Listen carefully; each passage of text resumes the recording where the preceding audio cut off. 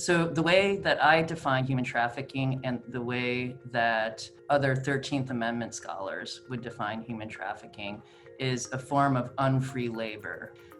That means that it's unlike chattel slavery in that there are various methods that a trafficker can use to force another person into labor. The only instance when force or coercion does not have to be an element of trafficking is when children are involved in the commercial sex industry.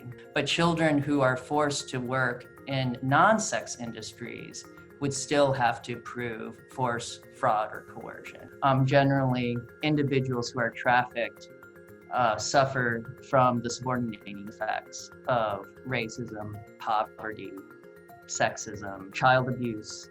The labor trafficked population is largely migrant workers of color, while the sex trafficked population domestically in the US, vast majority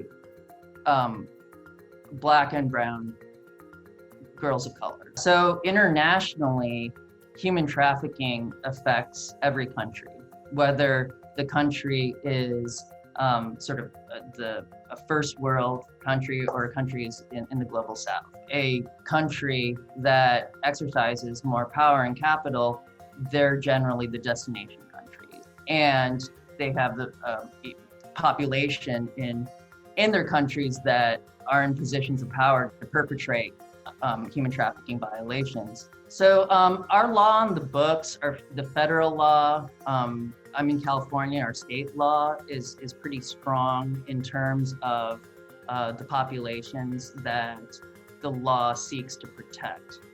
Where we can do better is with respect to implementation. The implementation is fraught with conflict and impediments to true rehabilitation for victims. The implementation often loses the forest for the trees and neglects taking the lessons that it should to address the structural inequities that cause trafficking in the first place.